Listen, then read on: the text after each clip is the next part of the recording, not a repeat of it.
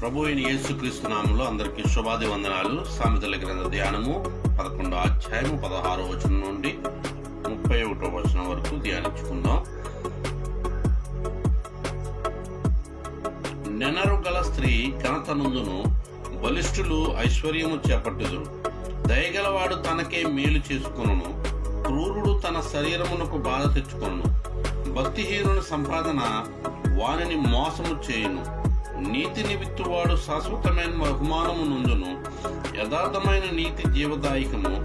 దుష్టక్రియలు విడువక చేయువాడు తన మరణమునకే చేయును.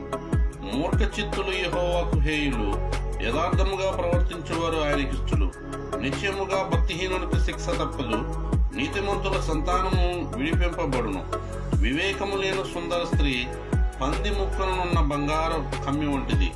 నీతిమంతుల కోరిక ఉత్తమమైనది,